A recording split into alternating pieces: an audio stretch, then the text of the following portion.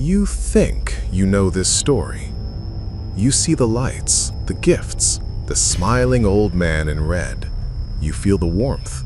But strip away the tinsel, strip away the commercial joy, and you will find something else, something ancient, something terrified.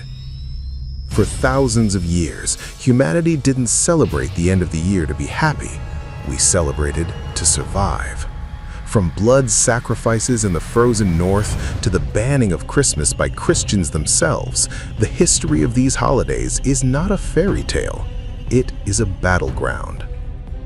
Welcome to the true story of the winter solstice.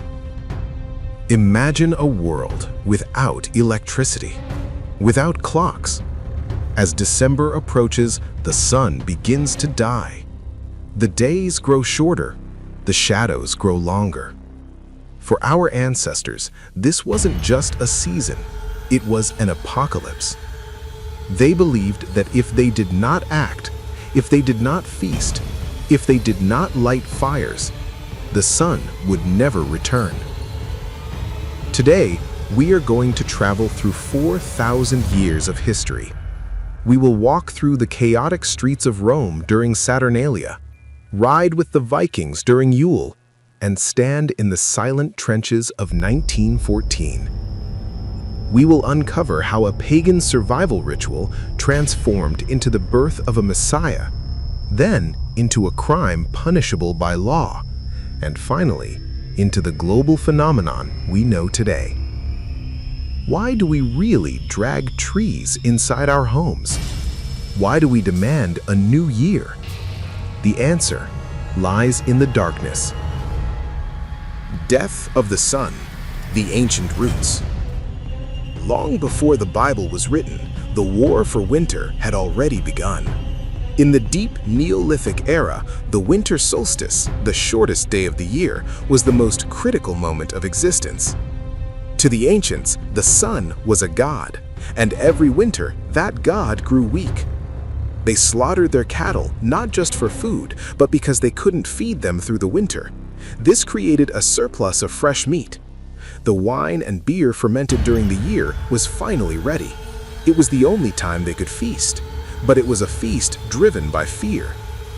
But what no one expected was how the Romans would take this fear and turn it into chaos.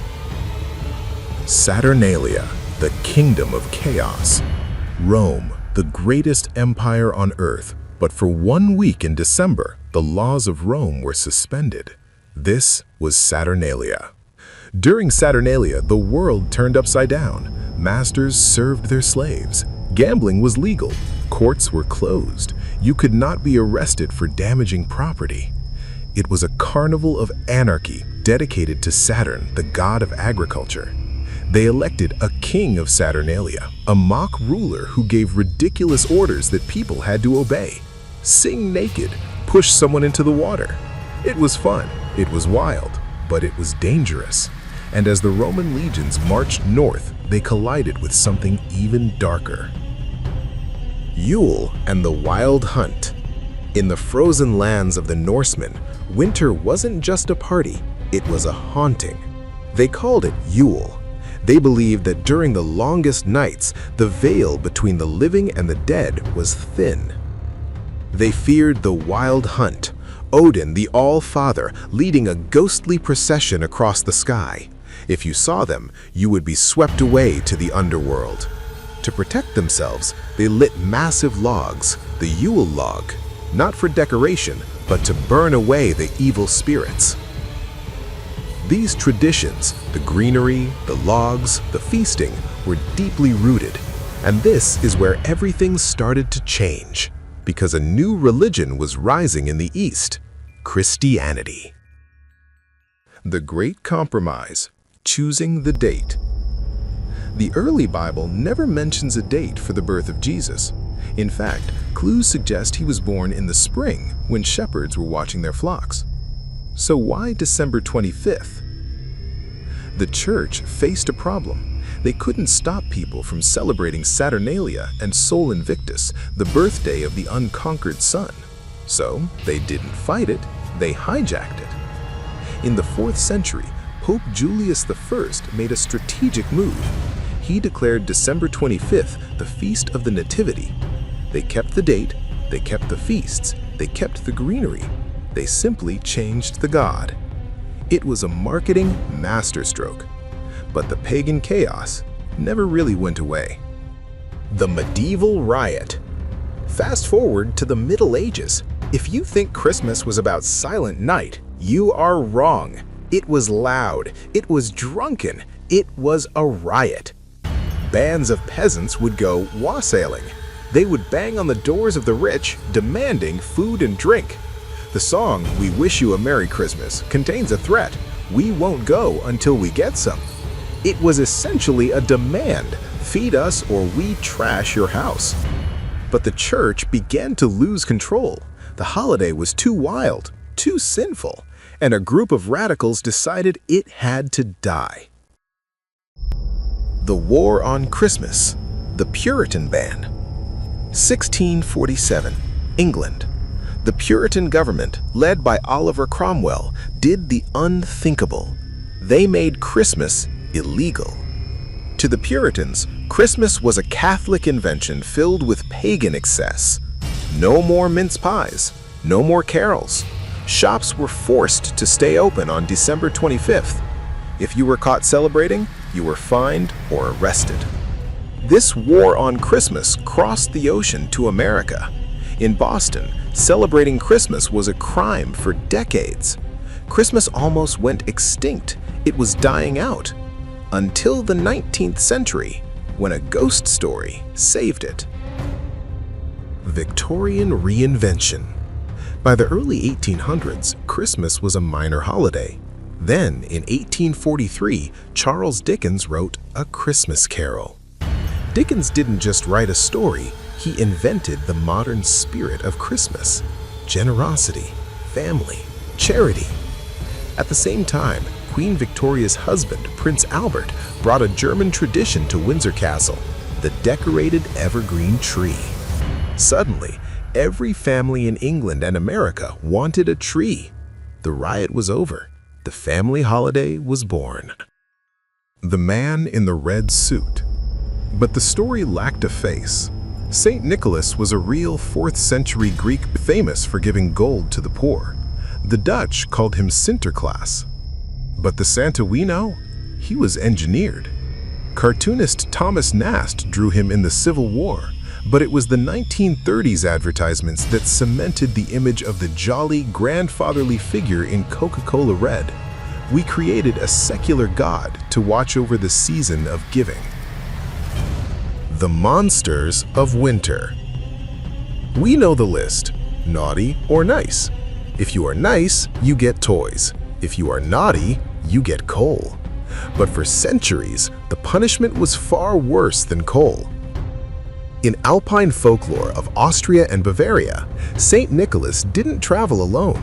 He had a shadow, a half-goat, half-demon beast who didn't bring gifts. He brought judgment. While Nicholas rewarded the good, Krampus beat the bad children with birch branches.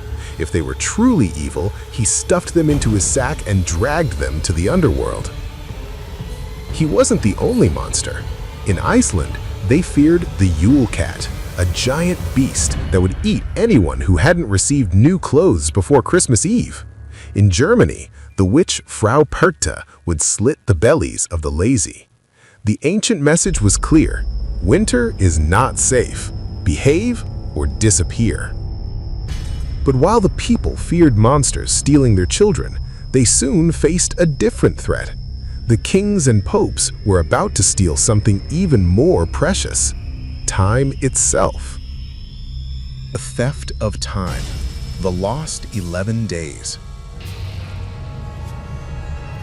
To celebrate the new year, you first have to agree on when the year ends. And for centuries, humanity got the math wrong. By the 16th century, the old Julian calendar, established by Caesar, was drifting. The timing of Easter was falling apart. The calendar was out of sync with the sun by 11 days.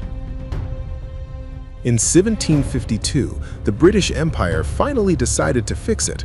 They switched to the Gregorian calendar. To align the dates, they had to delete 11 days from September. Wednesday, September 2nd, was followed immediately by Thursday, September 14th. September 3rd to 13th never happened. Panic erupted. People believed their lives had been shortened. There were reports of riots in the streets, with crowds screaming, "Give us back our 11 days." It revealed a terrifying truth. Time is a construct. We don't just measure the year, we manipulate it. And this manipulation leads us to the oldest ritual of all, the countdown. The countdown, the history of New Year. While Christmas looked back, New Year looked forward. 4,000 years ago, in Babylon, the first New Year celebration, Akitu, lasted 11 days. It was a moment of cosmic crisis. The king had to be humiliated, stripped of his robes, and slapped by the priest to prove his humility to the gods. We no longer slap our leaders, but the psychology remains. Why do we make resolutions? Why do we drink? Because deep down, we are terrified of time running out. We need a reset. We need to believe that we can be new again. The Truce. We have seen riots, bans, and gods, but the true power of this season was proven on the bloodiest battlefield in history. Christmas Eve, 1914, the Western Front. German soldiers started lighting candles on the edge of their trenches. They began to sing Stille Nacht, Silent Night. The British soldiers stopped shooting. They listened, and then they sang back. For a few hours, the war stopped. Enemies exchanged cigarettes and gifts. They played football on the frozen earth. It was the only time in history that the spirit of Christmas literally stopped a world war. The generals were furious. It never happened again. But it proved that the human need for connection is stronger than the command to kill. From the fear of the dying sun to the trenches of World War I, the journey of Christmas and New Year is a story of survival. We fill the dark with light. We fill the cold with warmth. We fill the silence with song. We don't celebrate because the calendar tells us to. We celebrate because, just like our ancestors, we need to know that the light will return. We need to know that we are not alone in the dark. If this journey through the hidden history of winter opened your eyes, please like this video. It helps us keep the fire burning. And tell me in the comments, do you think the modern Christmas has lost its ancient soul, or is it better this way? Subscribe to History Telescope for more history that they didn't teach you in school. See you in the next era.